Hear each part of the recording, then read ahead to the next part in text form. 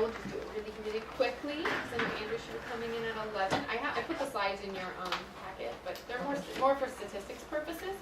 I'll start off with, those are all in the class of 2018 and what we need to do, but just so I realized from your conversation earlier, I'm the Director of Major Gifts and Alumni Relations. And what that encompasses is all alumni relation engagement, but also major gifts for medical education, and annual fund as well.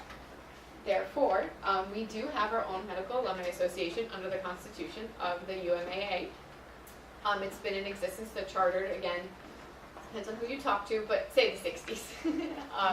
And the great news is people from the first class, Dr. Norman Kenyon, still involved. I mean, we still have people from the very, very beginning. And I was saying this alumni weekend, I have a past president from the class of 1960 who is coming. So it's one of those great, great things. But within that, we have about 7,200 alumni in existence, give or take. I was trying to explain we're in an interesting process right now because since we started in 1952, we're at the process where we're starting to see them die off. So it's a unique place to be in. With that, as of right now, those classes are much smaller. Right now, we're at 198 students per year. Side note on that, I also handle parents. So any medical parents issues, we have a parent association, and I work with Addie and Ann with the medical parents council. And you're the liaison with Plan Giving as well, or Lisa, or? Yeah, it would be, yeah. Yeah, for and alumni. For alumni, it would be me, and I'd work with Paige, Kyle Page, sorry. I do that too. I just saw that, and Cindy Beamish, and they are great. Yeah. So that's just a little bit of a background. We have a board of directors, about 27 sit on it. I will tell you one thing we're lacking is younger alumni. I readily admit that. That's something we can help with. Yes. We can recommend people to be on the board. Exactly. And how many meetings a year?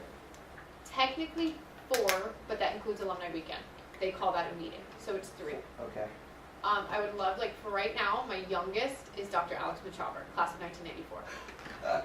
And not that he's not young, but I just something that I'm really looking to engage, and we were talking about this as we were walking, is very difficult with doctors. Your first 10 to 15 years, you are building a family, getting your residency, trying to make money.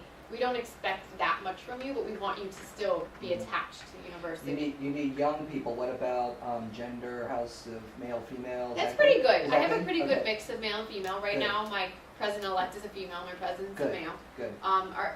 I will tell older days, obviously there was more male. I mean, that's how medical school was. Sure. But now we're about, and you'll see we have some stats, we're about equal, not more women. So I feel like in that sense we're good, but young needs it drastically. And I feel like we're doing a good job of instilling it now in the students. But of course that's going to take a while to see. Right.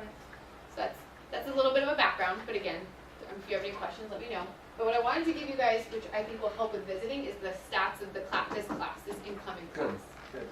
And this is something that Dr. Weissman put together, who's our Dean of Admissions. And he presents this at our Medical Parents Association so they understand how good their kids are. So overall, we received about 7,000, almost 700 applications for a total of 198 spots.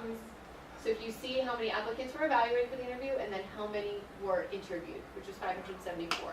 Side note on that, if you are a legacy, and you might know this, you do get an interview. Oh, that's good. You do. Good. And that doesn't mean anything else. But you can't promise Legacies them. are guaranteed. They're That's guaranteed great. an interview. Good. Interview. Oh, I say that because Right, we right, have of some course. instances where We we've get a had some lot of those angry questions, yeah. alumni sitting kids. No, that's good to know. They will evaluate you. And as you can see, that's the good number. And then for the 198, we have 150 on the traditional MD track. And we have 48 on the MD MPH track. What that is, they do 2 years here, then they do 2 years up north in the Boca campus. So they are a different cohort. They will have a different relationship with each other than the other 150, if that makes sense. It's going to be something for me to deal with as they get out of school because they won't identify. I don't know if you're familiar with that. MD. So that's does FAU award the degree, or does it come from? No, it comes from us now. Okay, good. Okay. I remember that. And we had this in the 80s where it was PhD to MD. Yes, PhD to MD. They were called Bud Buds, that's what they call themselves. They also are the same way. Like, they'll talk to me and they're like, no, we don't talk to the MD people. Like, they're very, it's not that I don't like them, but it's just their own feeling. They're very particular about that.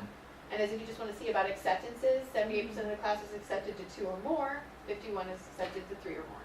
And the letter comes from the dean, and it comes from... The letter of acceptance? Yes.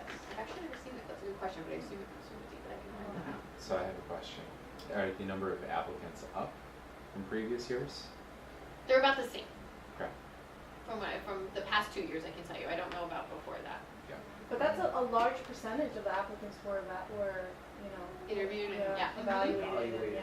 were evaluated. Yes, Yeah. and they take that, our admissions committee is amazing, and we do have certain, like, I don't know if he still does, but like Dr. Dower, trustee, did sit on the admissions Do you know committee. the international, percentage of international? I can find that out. Yeah.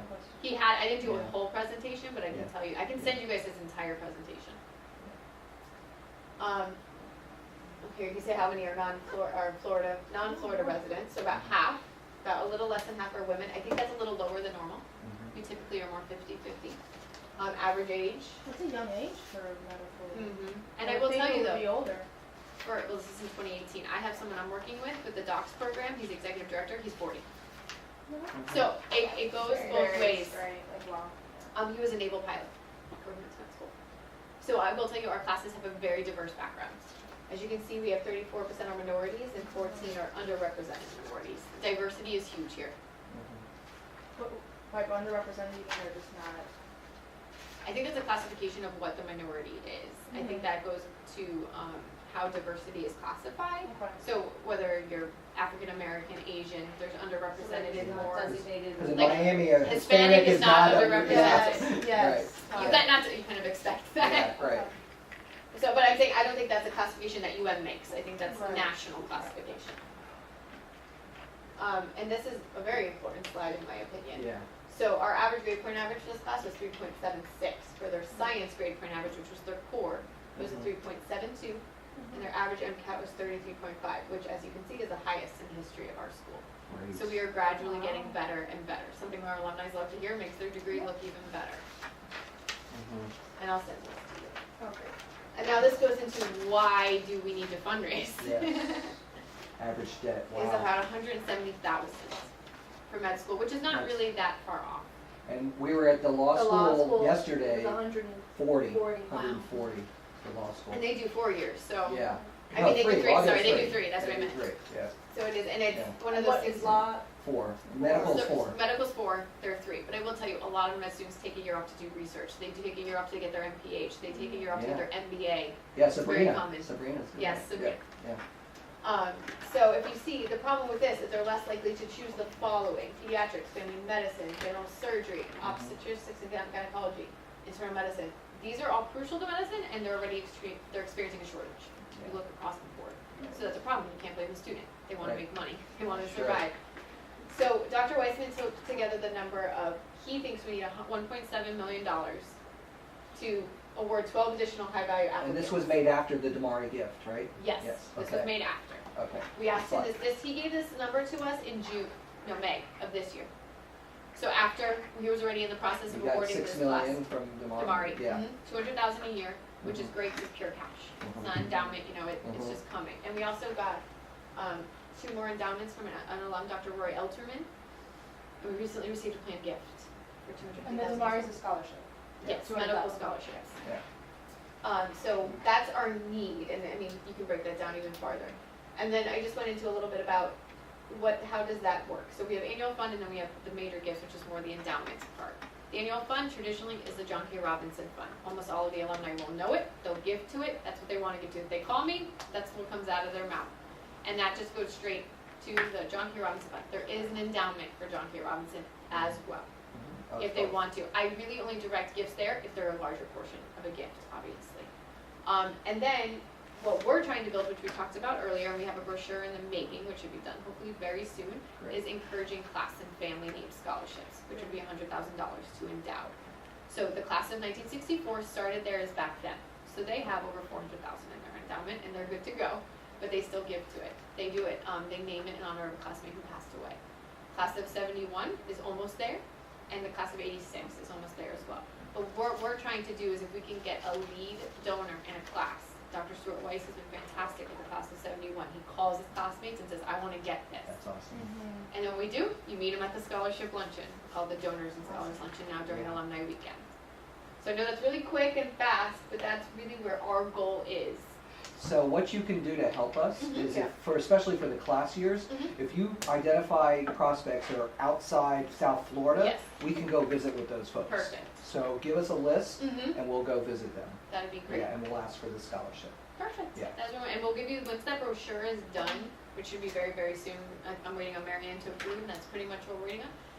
That will be something you can give. It's not, we're not planning on using it as a mailing piece, it's more of something just to give, it has Dr. Chabra's picture, it has 2 students on it, kind of a thing. But that's pretty much our goal. Do you have information like published online or any documentation on J.K. Robinson and where the funds go that alumni support and all that? I mean, our alumni association website has a little bit of that, and it has links to give, with John K. Robinson.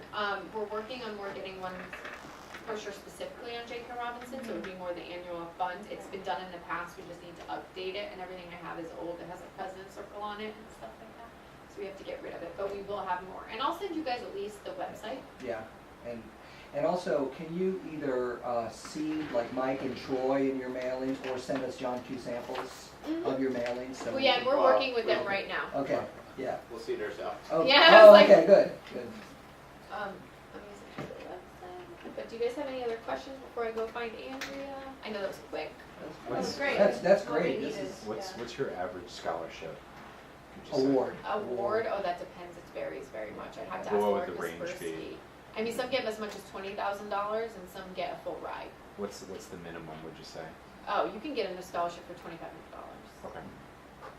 You know, depending, from an awardee yeah. standpoint, Yeah. like, the student just gets that much per year. And is it merit only, or is it? Merit, diversity, and need, Okay. there's 3. Oh, diversity. Yes. Oh, that's different, okay. Mm-hmm. And that is deemed by, well, you talk with the donor, but we also obviously bring in medical education fully Uh-huh. there, because they Right. can explain really what we need. Yeah. But those are the 3 things that we base it on. Great. And then you can, I'm technically over graduate medical education too, but that's a whole other sticky issue that I won't get into at the moment because they belong to Jackson. But it's something we're working on Yeah. with residents. And that's when you can get more into specialties. Oh, it's kind of light. It does. But again, I have put you guys have my information, my card's in your folder, and you have the statistics, I can send it out electronically as well. But again, any Yeah, so alumni we can meeting- send to our other regional directors. Yes, Yeah, that's and- great. just, again, if you have an alumni question, or even a general medical development question, I can get to you. Like, Yeah. I work with Yeah. Erica Arroyo a lot, she helps me, and I just try and funnel questions to the right people, because we are a large department, and we know that. Yeah. Do your president and president-elect attend the overall board meetings pretty Yes, much? Dr. Block is our Good. president. He attends. Yes, Good. he does. Dr. Egskis is a little harder, but she will when she Yeah. becomes the president, just because she's so busy. Oh, yes, she comes to a lot of our functions. Yes, but she's undergrad, Yeah. and she has 3 students. Well, no. One's an undergrad, one's in med, and one graduated med and undergrad. Vicky, I guess. Yeah, yeah, yeah. Egusquiza. Yeah. She's an incoming board president, right? Yeah, she's our president-elect. Yeah. She's amazing. Should go to her house. Oh yeah, he's been to her house. I've been there. We've been together. It's been She very served as a nice. marshal and she's a loyalty society member. She's huge. She's Yeah. involved in That's everything. great. And again, we'll see where her 3rd student goes because he's an undergrad. So we don't know if he's going to talk to her or She's not. great. She's really good. Be right back. Feel free to Great. take a break. Thanks, Melissa. Who's Oh, Jeff 284? Jenkins. I know, I saw that. 284-3257, who's that? She was right here waiting. Hello. This is Andrea. I don't think Hi, I met Andrea. anyone. So, Hi, Scott Siegel. nice to meet you. Leon Champone. Nice to meet you. And Mike. my name is Andrea. I feel like that's okay. There's a lot of stuff going on. Do you just want to talk or do you need a computer? No, I don't need to. Okay, perfect. Hi. Nice to meet you, Andrea. Scott. Hi, nice to meet you. So we're Yeah. No, I didn't really prepare anything. Okay. Yeah. So I am new here. I came from Cleveland Clinic in Cleveland. Oh. So I just moved here about 2 months ago now. Yeah. Wow. So I'm doing foundation relations. I'm focusing on obviously medical foundations across the nation. So just really trying to, ramp up the program here. So we have a lot of good relationships with foundations. So, what I've got from regional team is sort of if you encounter foundations or family foundations and that kind of thing, and maybe how we might work together. Is this a new position? Yeah, It is that's a what I new thought. position, Yeah. Yeah. So Laura Great. Calzolari is still here. I don't Okay, know if you've worked with her in the past. yeah, So, She also helps with alumni, so Mhm. that could be something that you encounter her with. so yeah. Yeah, we come across family foundations Mhm. all the time, definitely. And, are you focusing on any priorities, or you're just across the whole board? You're like a reactive based on need Mhm. and opportunity, I guess? So what I'm trying to do right now is meet with all the development officers to sort of see what the priorities are for their areas. So I'm Mhm. trying to be more proactive versus reactive, but it Mhm. doesn't always happen. Well, yeah, meeting with them is definitely proactive. But, So if I have yeah. your priorities too, then as I go out and meet with, especially sort of the local foundations here, I could, Yeah. put some of those ideas on my list to talk to foundations about. Yeah, well, our priorities are scholarships, first and foremost, school and colleges, overall needs, unrestricted giving, but then based on what the donors' interests are. So we will meet one-on-one with our donors and see what they're interested in. And sometimes they don't know what they're interested in, so we have to, do some discovery on that. And then we tell our donors that we are like the Switzerland of the university. We're neutral. We don't care where you give necessarily, but definitely, the $200 million goal for scholarships for the Momentum campaign is first and foremost in our minds. But we qualify for major gifts too, based on their affinity and their capacity. So, we're out there doing about 500 different one-on-ones a year with a team of 4, if you read the email. And when we come across somebody who has a family foundation or has corporate ties, are you doing corporate at all? Not so much right Yeah, now, but uh-huh. I'm trying to do a little bit more. Are you doing grant writing Mhm. but for private, right, for foundation? Right. Yeah, that's, and their medical, I guess what the process would be is, we would identify an area that prospect is interested in, then we would speak with the development officer in charge of that area, and then if there's a corporate, then the medical DO would contact you and Mhm. go from there, right? Yeah. Yeah. And I know, I just think of how it happened, and I know Laura worked on this, but we recently had the alum, Dr. Elterman, who technically gave it through his foundation, because he had created a patent with another doctor, forgot for what it was, pediatric something. And the patent's running out, and they didn't take all the royalties for themselves, they put it into a foundation.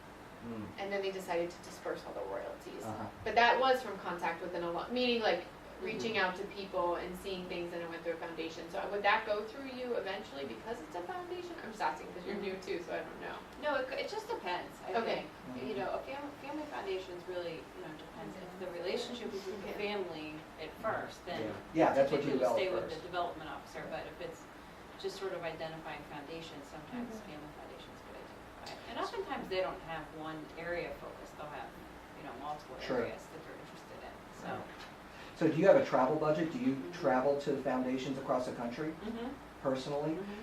Because that's where we can help as well. So if you identify areas or specifically alumni who are connected to a foundation, we can go and meet with that alum and see if we can start the relationship and then turn it over to you. Okay. Nationwide, Okay. Jess was Yeah. just in Silicon Valley, Scott is in New York, we have Chicago, I think Jessica's gonna be in Chicago next month. So there's a ton of foundations out in Chicago. We can give you our travel calendar That would be great. and you can look at, see.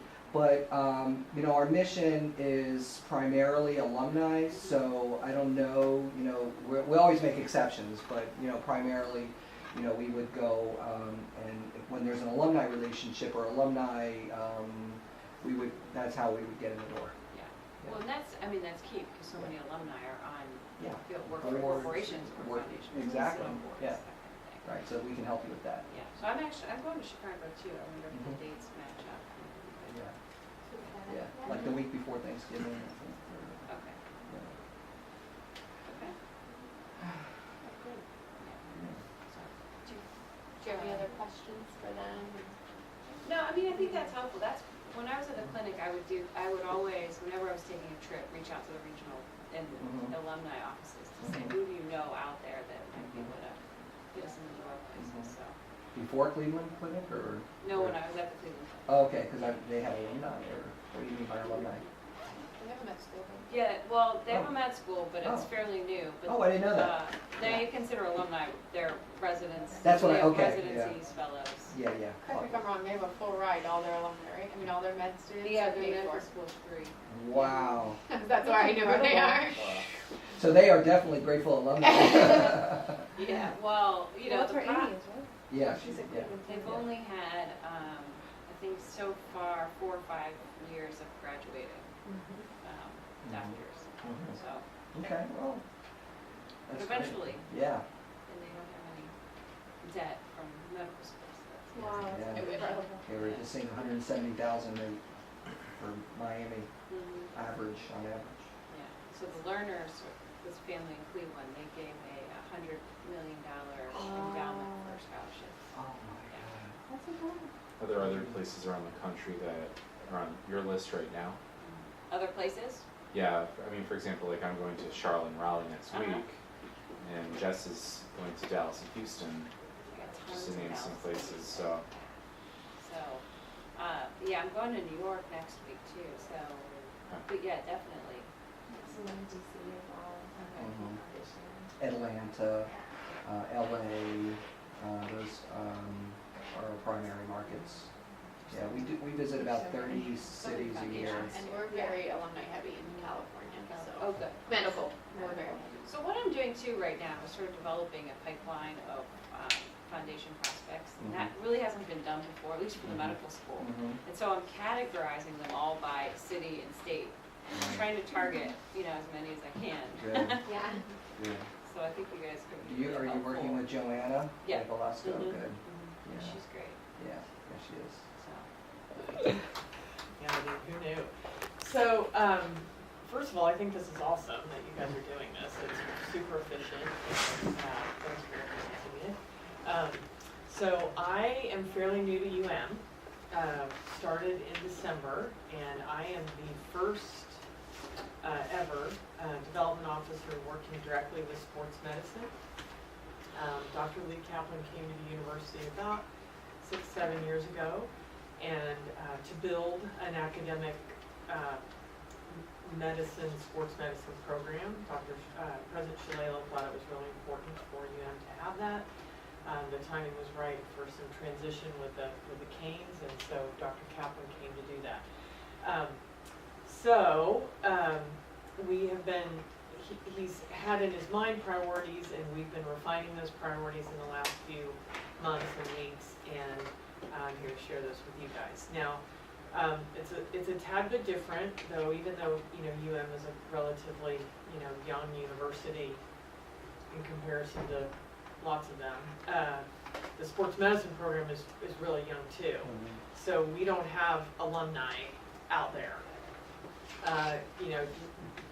He has fellows that have come through the program, but, per se, that hasn't been, we haven't been really a pipeline for putting people out in the marketplace yet, because they're still doing residencies and that type of So thing. it's fellowship only, no residency program? Right, Okay. right. Yeah. Now, so, did you meet with Daisy?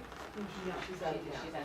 So Daisy Bank, aka Margaret, she loves that.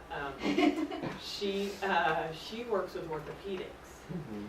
So I think it's a unique animal a bit that we're in, sports medicine's in the Department of Orthopedics, but we're really kind of our own little thing. And so she and I, we work together in a way that, like, we just know we can call each other, but we don't have a lot of intersection. The sports medicine, the people who need sports medicine go to Dr. Kaplan, and the people who aren't necessarily sports-minded or particularly active or really seek that out go to Ortho. Ortho also has, they have a number of specialties, like they have hand and foot and Right. back Yeah. people that Dr. Kaplan specializes in shoulders, Okay. shoulders, elbows, and knees. Shoulders, knees, and toes. So, I had to do it. so, you know, that's kind of how but they all work really collaboratively when somebody comes into his clinic Oh, I see. and needs to see, Yeah, you know, one of those Yeah, I have a specialists. knee problem. I have an elbow thing. I got hit on my bike, yeah. Well, Yeah, you know, and it's like that's 10 years kind of ago, our- and now it's. Frankly, that's really, Yeah. so athletes, both recreational and elite, so Mhm. that's the clinical side of it. Mhm. So, you know, that doesn't really pertain to you guys, other than, I would say, you know, we have people who fly in here to get treated. So if people are that intent on getting fixed and fixed in the right way, Mhm. you know, they can always come home, they can always come back, and we can talk about that. So don't let that necessarily limit your thinking. You know, we also have used U Health Champions as a vehicle for our fundraising because of people who are patients of his who travel a lot. So it's not a complete red carpet, or really even kicking the door open places, but it's different, you know, for people who need access. So, so that's the division of sports medicine within the Department of Orthopedics. 2 years ago, Dr. Kaplan created the U Health Sports Performance and Wellness Institute. And that is an interdisciplinary institute like they all are. But it's unique in a lot of ways because it involves the Gables campus more than many of our institutes on this campus. So we're building momentum with that, but we've done, you know, it's been exciting to see it in the last, you know, couple of years for him to see people joining. So we have institute members from, and you'll see in the information I gave you, there's like a kind of we call it kind of the wheel and the hub. And we have kinesiology and sports science. We have biomedical engineering. We're probably going to partner with the B School if you can imagine that, and I'll tell you a little bit about that program that you may have already heard about. But so This the is it right here? Mhm. Yeah. So the institute is a way for us to, you know, to get into a lot of different areas and build partnerships and really maximize what the opportunities we have. Here's an example. So there's stem cell research being done right now on joints. So biomedical engineering and the Stem Cell Institute are working together under Dr. Kaplan's oversight to be able to work on like joint trauma and how that ends up, you know, that leads to osteoarthritis. How can we prevent that? How can we treat it? That type of thing. So Dr. Kaplan's vision as it relates to fundraising is that he may have people who are prospects who are interested in supporting that kind of research. He's not physically doing it, but he sees the Institute as a way to have people financially give, and then he's kind of acting like a grant maker, if you will, to be able to say, okay, Kinesis Sports Science need this much. They need $5 grand for a student to help them.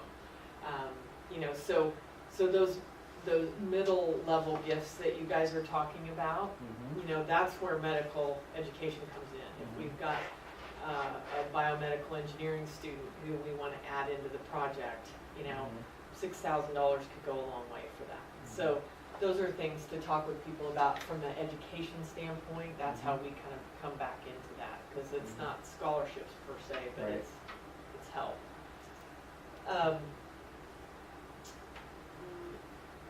The other piece about the Institute and his clinic, it hasn't been announced. We're still kind of working out the details, but it's like 99.9% sure that he's going to be in the U Health Gables building on the 3rd floor and be able to do, you know, almost all of his surgeries are ambulatory. So because that's that kind of center, so he can do 23-hour surgeries there. It's super convenient for the athletic department and students, active faculty, staff, people that come there. So we also are going to use that facility as the kind of virtual home of the institute. So, you know, there's the Orbitz lab, there's the Merrick building, there's people all over campus. They're not gonna all be in one place. I mean, ideally that'd be it, but that's not gonna work like that. So that's a fundraising priority, and just in terms of kind of profile, that's gonna change his profile to take him to that part of town and to put him on the campus like that.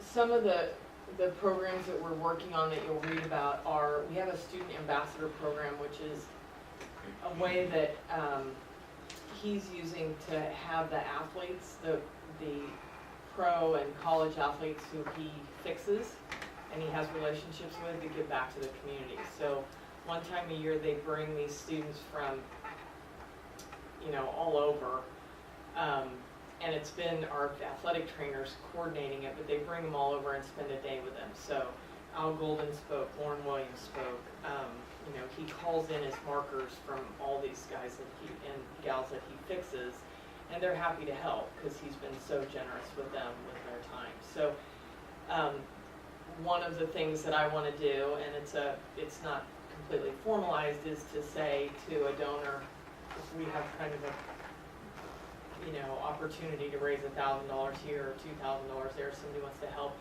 pay for a kid to come to the student ambassador program, which it's nothing, or pay for 10 kids, you know, $1,000 would buy lunch and then, you know, underwrite the cost of 10 kids to come. Okay. We also want to go into the high schools, potentially for that. The other thing that's happening is we partner, you'll see on there, with, it's pseudo neurosurgery, pseudo Miami project, the concussion program that Dr. Jillian Hotz is involved in. So they're going out to the high schools and doing concussion testing, and that costs money. So we eventually want to be able to have kind of an annual giving campaign, if you will, around sponsoring that kind What's of the stuff. doctor's name again? Jillian, Gillian, Hotz, Hotz. And that's out of the Miami Project? Or Well, she's, neurology. yeah, in it's general? kind of has to, it's Yeah. just, it's not very straightforward. Uh-huh. She's our concussion guru. Okay. So wherever she lives and, Yeah. you know, works is kind of incidental to it all. Okay. She just got, hired a guy that's got a big part of the NFL grant to do concussion testing. So from a sports medicine standpoint, you know, that's a big priority. I think I've dumped. So what questions might you have about what we do, or, you know, just how it works? And he's the Dr. Kaplan and his team, so he has GPs, so he has orthopods who are, you know, general practitioners, so they feed the surgeons. You know, they literally see patients, and then so he does surgery 2 days a week, and he's in clinic 2 days a week, and 1 day a week he tries to regroup from all that. So we're eventually trying to grow that, so if you run into people who need that kind of care, he's exceptional about how he deals with kind of concierge type people. And it's not just people with wealth, it's, you know, he's just he works really hard to help people. So I'm very fortunate that way, because he's really accessible and personable, and he likes to get people back in the game. Do you have any naming opportunities at the $50,000 or $100,000 level? I think there could be some, you know, there could be some like fellowship positions. That are You named? know, Okay. Okay. you know, that's not, How cash many in fellows hand, are there? cash in hand would be great. Well, there's been one sports medicine fellow, but one of our big priorities to endow is a research director position, Okay. and then under that would be a postdoc or a research fellow to help, do that research. Right now, we've got some med students who are helping us, but we'd like to more, be able to count on it, so we can recruit somebody for that position and, keep the research going. So you do then use our current med students? Yes. Is my question. Because I see the research come through this grant that I help approve, but I see a lot with Boston Palmer and a lot, I was just curious to know how much of our current med students are interested in sports. Well, I think there's a lot, probably more interested than we really know about, I was gonna and say, it's a little bit of a, it's a gap that we have, in identifying and connecting all that. Hi, I'll be done just one second. He's so, he doesn't have really anybody else on the ground that's kind of paying attention to that. So it's an area that we can definitely expand. He's really been more focused on his clinical care and trying to do these outreach things. As I said, I work for the Department of Urology. I'm assigned to the Department of Urology, and the chair of that department is Dr. Deepen Parekh. And I thought I'd give you a little bit of background on really who he is and what he's done. I think it'll give you a better understanding of what we're looking for in terms of funding and what we would like to support. Dr. Parekh came to us a couple of years ago from San Antonio, Texas. He was the recipient of an endowed chair at the age of 37, and his second one here at the University of Miami. I have to tell you, it's impossible not to brag about him because he is truly a superstar. One of the primary projects that he has had here at the university has been really supportive, has been robotic surgery. In the folders, you'll see an article that I put in there for you. The University of Miami was the first academic medical center in the world to obtain the newest Da Vinci Xi robot. You may have heard about it, quite a bit. And actually, you may have seen him on a few billboards as you drive up here. I feel like I've got to get his signature, his autograph. And really, the primary advantage of this type of equipment, and the way I think it really puts the university on the map in a whole different way, is that it allows the surgeons who are doing procedures in the kidney, bladder, or prostate to have a level of maneuverability that the wrist can't give. So you're talking a 500 and something degree turning ability. What that means for a patient or for someone that comes here is that you've got more precise incisions, less bleeding, more preservation of nerves. When it comes to a prostate, some of us have one here. It sits in a very delicate area, over a bundle of nerves. And I think some issues such as prostate cancer and stuff, historically people didn't want to talk about those things, but they've come out in the forefront. This type of equipment, and really, we got this piece of equipment because of the DeMore family, allows us to be really at the cutting edge, pardon the pun, of the most sophisticated medicine out there, certainly with respect to the urology oncology. Dr. Parekh studied in India, completed all his residencies and fellowships there, and then came to the United States on scholarships and completed additional residencies and fellowships at Vanderbilt Sloan Kettering. And for me, one of the primary messages when we have patients coming through who may also be prospective donors is there's really no need to go to a Sloan Kettering or get on a plane with MD Anderson or anyone else because you've got the very best here. Dr. Parekh, just to give you an idea of what he's done with the program, 18 months, he's been here 2 years. 18 months ago, our robotic urological program, we did as a system, as a university, we did approximately 8 to 9% of all robotic procedures in all of South Florida. In the last 18 months, he has taken that to 42%. The remaining numbers are split among Baptist, Mount Sinai, Jackson, and Cleveland Clinic. And interestingly enough, and I mention this because I think you should know the resource you have at the University of Miami, which is truly extraordinary. Many of our most challenging cases are ones that no one else in the country will touch, often sent over by Baptist, Cleveland, and many of our competitors. And you know what? I actually have a lot of respect for people who are in competing health systems who have staff and Yeah. very competent physicians, Right, but you know what? yeah, They put the interest of the patient That's first and good. saying, you know what, Yes. we want this guy to do it. that's nice. He has also been a huge proponent of research. The University of Miami recently received a $3 million grant because he's brought in a technology. He's working with the radiology department, radiology oncology, because one of the issues with prostate cancer, for example, is diagnosis. Because of where the gland sits, it's very hard to know if there's cancer and what degree of it. So it's great to have the technology we have to do great surgeries. But if you can avoid that, you try to. Well, this is where he and his department are really stepping up in terms of the research. We've brought in this database and this technology. I think we're the only center in South Florida that has it, that allows us to infuse MRIs and ultrasounds so that the radiology and oncology can work with our department to better pinpoint where the tumors are, and also have a better degree of the severity of it. So it allows us to diagnose better so that we don't under or over treat, because there's always like a 30% of the population that falls in between. That gives you an indication of what he's doing research-wise and in terms of surgery. And as I said, for me, those are all really important points because I think they put UM in a whole different stratosphere, especially when you think about what he has been able to do in the last couple of years. He's also brought on a lot of, he's got 10 faculty and several researchers. He's brought on some faculty from Stanford, from San Francisco, California. So he is really moving. The other interesting thing about Dr. Parrick, he has a master's in healthcare administration.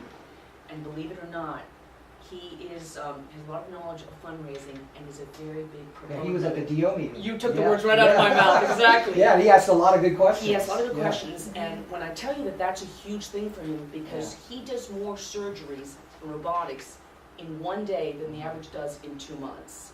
I mean, it's his skill set is it's really, it's unseen. Wow. So for him to have taken that time, it's Yeah. because he's a big supporter of development, and he understands it. That's not to say that he'll tell you, no, I know it better than you, Yeah, but he gets it, and he's Yeah. very well, interested. you're very lucky in that respect. I am. There was only 2 chairs there, Talisha Yes, and Talisha and him, Terry. and Talisha Yeah. is another one who I Yes. believe has a real, is a Yeah. real direct involved.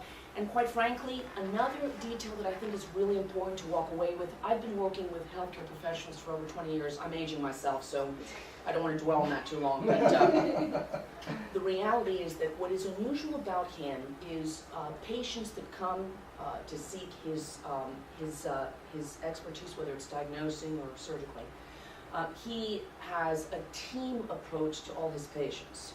You're not approached by him, I'll call you in 3 weeks, you might hear back. He gives all his patients his cell phone. Wow, Who does that? I know. What chair? I don't know. That's the one. closest thing you're gonna get to home visits. Yeah. You're like, And at his level, Yeah. as a chair as well as a world-class surgeon, and he's also one of the only surgeons in the world, handful, that is robotic in all 3 areas. Most people who are good specialize in one. Prostate, this, that. He does all 3. He actually did a surgery yesterday that was on a woman who was born with 1 kidney, and she had a massive tumor on the flip side of the other one. Most of the time they would have sent her to dialysis, and he actually devised a technique. He actually did research on it. He got an funding as well that showed you could preserve part of the kidney and not remove it all just because there's a malignancy. So she had a structure was totally different, all this, and she's doing terrific. So he is really on the cutting edge in many respects, and the reason why I mention those points, as I've indicated a couple minutes ago, is because I think that really puts us as a university in a very different position. I think that also, I think a lot of people who live, certainly in the South Florida region, have a reason really not to have to get on a plane and go elsewhere, because he's not a star, he's a superstar, and we have him here. Dr. Parrick is also very interested in developing our programs with those abroad in the Caribbean and Latin America who showed an interest in partnering with us so that he can teach abroad and we can set up UM-affiliated programs, which is another thing that we're looking for funding for in terms of fellowships, et cetera, from prospective donors. So have you, I don't know if US News ranks urology, but have you seen any rise in any rankings You know since what? he came on board? That's a great question. Yeah. I have to find out his exact ranking. Right. I do not know in terms of Yeah, the US 'cause they report, do but that Rank specialties. correct, Yeah. correct, and that is actually a statistic that I'll have to get for you. Yeah, I it don't know should. what that is now. I mean, I know as a Yeah. university, obviously, where we But if rank there's we're any kind of all- metrics that that we speaks- can articulate Speak to to- our donors about the rise, the quantifiable of the metric. depart- yeah. absolutely. Yeah. I will ask him, I asked him about that about 3 months ago, as a different kind of ranking, Yeah. and I know he was gonna look into it because I don't know how specific they got, but I know the department ranking should Well, we can go online. should and- exist, and Yeah. I can get that. But as I said, But- I've been able to give you the statistics in terms but of the any- amount he's Any done. type of, metric, NIH grants or, or any type of. And I will tell you that in the little packet that I included, that's just by the, it's just a copy of one of the ads that's out here in some of the Yeah. local papers, him and 2 of the newest gentlemen he's brought on Right. board. You'll see in some of these articles that are very interesting pieces, a little bit of background on the grants he's gotten, what he's done, what he's been able to do. I tried to choose the articles that I thought most hit home without giving you a Bible, because I think you guys have a lot of other things to do. But it would give you a Yeah. pretty good idea of what he's done in the recent award he just received from the Indian Medical Association here, which is, So you do only urology? yes, Wow. I had originally Lucky. started with executive medicine, Yeah, with Youth Champions actually. yeah, yeah. And then about I think about a month ago, I became exclusively urology, so. Oh, I didn't even know this. No, actually, by the way, they haven't Which made is an announcement. unusual, right, in this new shared system that they Yeah. have here. Well, he's So- got He's a lot. He's a superstar. Superstar And needs yes, a, and I yeah. have to tell you, it's keeping up with him and all the things he's Wow. doing is, Yeah. it's really it's a full-time job. He's doing stuff, we're currently working on videos, Mhm. the university has put this campaign behind him to support That's great. everything that he's doing, which I think is really Right. indicative of what he's about. So let me ask, same question I asked Betsy, are there any naming opportunities in the 50 to 100 range? Well, Not really. not really. Yeah, However, not naming opportunities, yeah, but but priorities or, or, how can we, we look, 50 to 100 is a little low for this kind Sure. of thing, but Yeah, yeah. certainly, it can go towards research, one of the Yeah. things he also does was he puts on he put on a urologic conference last year on behalf of the University of Mind, first time ever, right, where, the other thing, he does a lot of live surgeries, so Mhm. that kind of funding can there's go no towards lecture that. series or anything, or? That's a possibility. Yeah. Because of his schedule right now, Mhm. he has not been able to do too much of that because he's running he's Yeah. just so tight. But he is invited a great deal. What he does do, and for that kind of money we could certainly work on, he does do live surgeries that are streamed. Something most physicians won't do Mhm. because of the risk. Sure, of course, yeah, He's liability. done it in front of thousands of people, in front of 8,000. He's confident. I've never seen anything like it. Abroad and here, we actually had done it at UNH. He put UNH on the map in May at the Yeah. AUA. He had it streamed in to the Wow. AUA conference in Orlando in front of about 5,000 urologists from around the world. He did procedures in India with an older Da Vinci, which he hadn't worked on in years because it changes in front Yeah. of 2,000 of a very critical audience, because they'll sit there and start Sure. saying, you're doing it Yeah. wrong, you're doing it wrong. So that kind of funding on that level can certainly go towards this type of thing, Okay. those surgeries, elections. It's just as a naming opportunities, it's a little bit of a Sure. different price range, Yeah.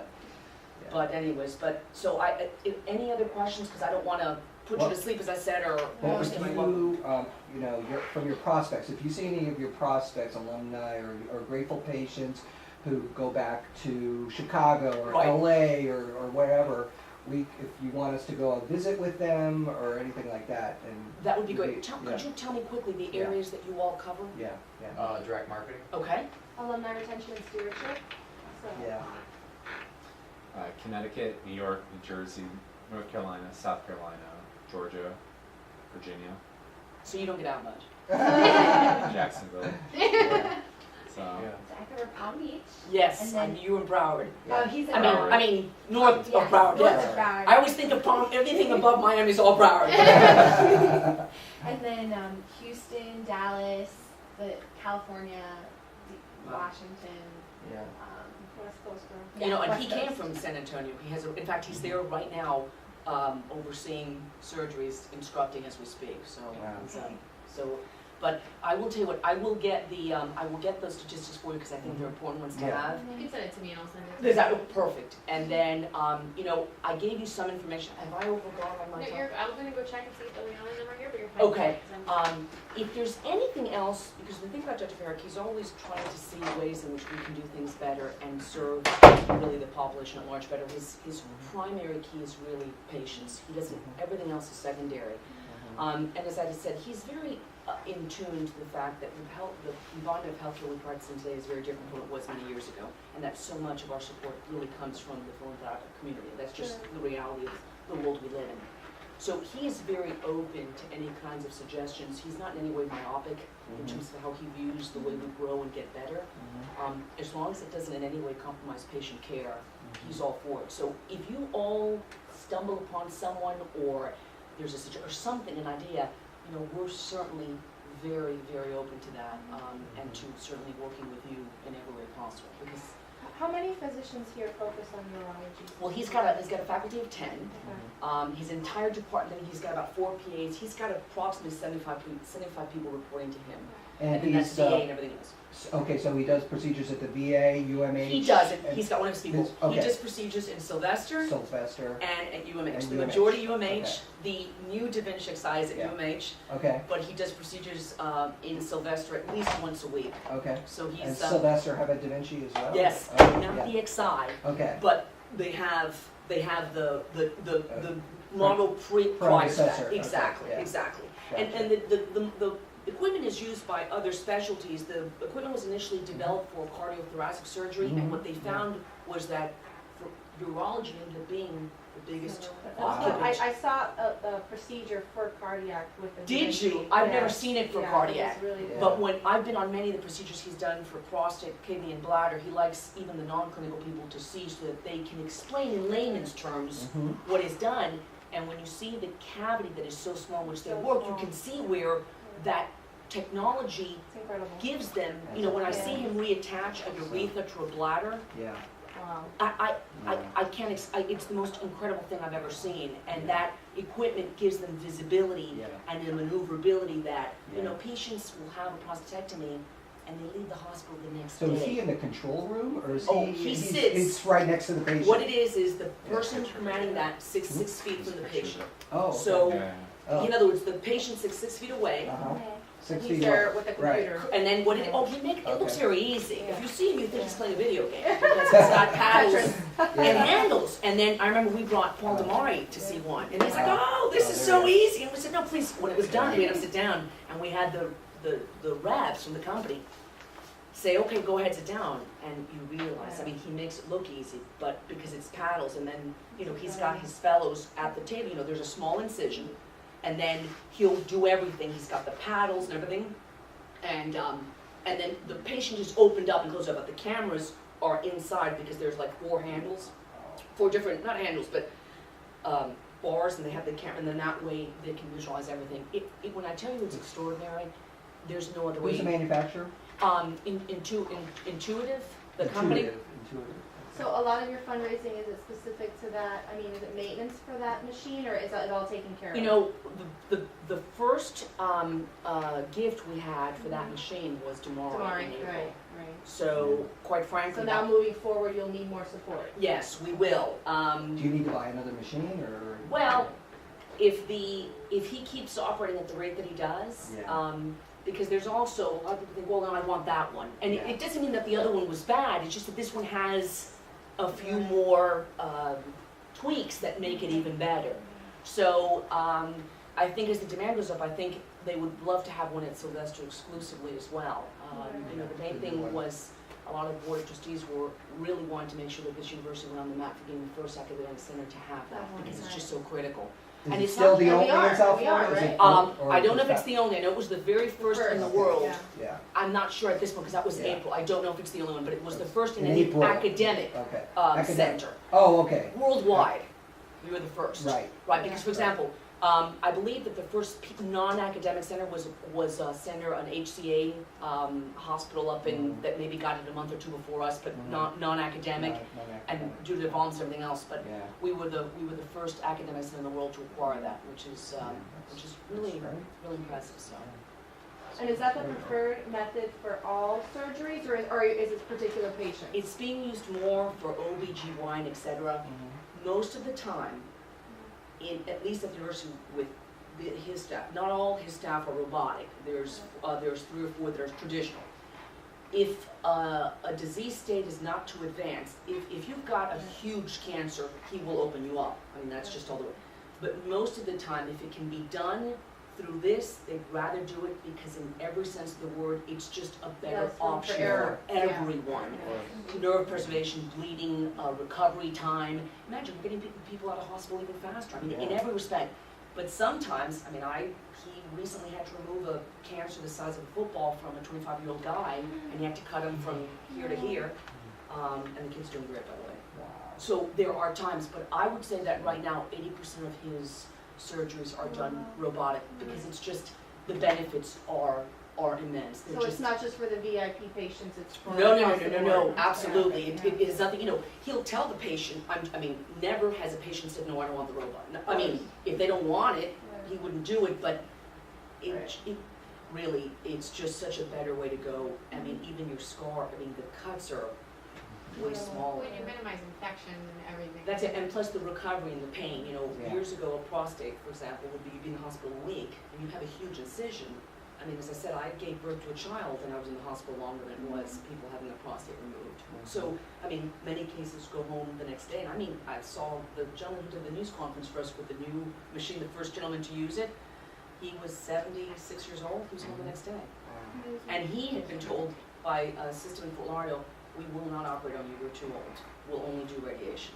And he came here, and Parrot said, I'll operate on you. That's great. And so it Those was. are good. Do you capture those testimonials? Yeah, and this guy, when he went on the news, he didn't want to bash Holy Cross because he had, but he said that they just wouldn't, and Parrot said, I don't see any risk whatsoever, you're in great shape, well, there's no reason, I feel that your cancer you would benefit better from removing the prostate.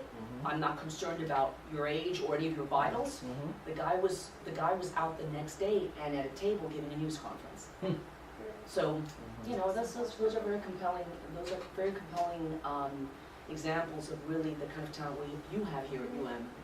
And I think it's certainly worth bragging about if I do say so myself. Absolutely. Are we good? Is I there think anything you're else good, that yeah. you